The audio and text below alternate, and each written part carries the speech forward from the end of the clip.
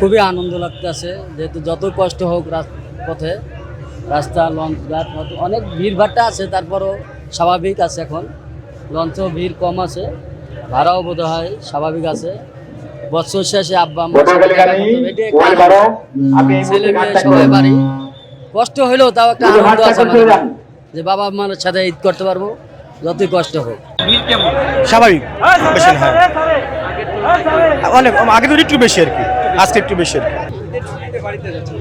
ভালোই লাগবে, ভালো লাগবে কি হবে যে ভিড়ের ভিতরে বই বেশ 6 ঘন্টা ধরে সদর করে 6 ঘন্টা ধরে বই রয়েছে, কি কষ্ট হইতে যায় রোজার মানুষ, রোজা থাকে রোদের ভিতরে বই বেশি, একটু সিট নাই, এই সিটে এর ভিতরে জামের ভিতরে কিভাবে যায়, লঞ্চের তো রিস্ক নেই, সব বড় ভরে খালি লইয়ে যাও, যদি একটা দুর্ঘটনা ঘটতে যায় তাই দিব কে? লঞ্চালারা দিব তো না, দায়টা দিব কে? সরকার দিব না, সরকারও দিব না।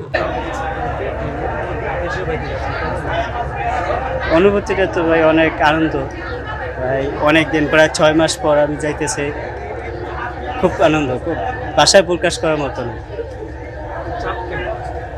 লঞ্চে প্রচুর ভিড় ভাই, লোক আরো সময় যত বাড়বে অত আরো ভিড় বাড়বে। হ্যাঁ, আলহামদুলিল্লাহ খুব ভালো লাগছে যে আত্মীয় স্বজনের সাথে, মা বাবার সাথে শিকড়ের টানে দেশের বাড়িতে যাচ্ছি, একসাথে সবার সাথে ঈদ করব, আনন্দ করব, বন্ধু বান্ধব আত্মীয় স্বজন সবার সাথে দেখা হবে, সবার খোঁজ খবর নেওয়া হবে, সবাই একত্রে মিলতে হবে, এটা খুবই আনন্দের, খুবই খুশি। চাপ অনেক, ভিড় অনেক, তারপর অনেক আনন্দ লাগতেছে, একসাথে ঈদ করার আনন্দ। চাপ মোটামুটি ভালোই চাপ আছে মনে হয়, সেই জন্য আগে এসে পড়ছি। আমরা সবসময় যাইলে মাগরিবের পরে যাই, আজকে 4টার আগে এসে পড়ছি। আছে শ্বশুর শাশুড়ি, হাজবেন্ড, মানে ফ্যামিলি সব, আমরা 3 জন। হ্যাঁ, অনুভূতি খুবই ভালো। নাম্বার পর এই 5 মাস পর যাচ্ছি, আলহামদুলিল্লাহ অনেকটা যাত্রীর চাপ মোটামুটি একদম কমন, একদম বেশি না, আলহামদুলিল্লাহ স্বস্তির ঈদ যাত্রা বলা যায় একদম।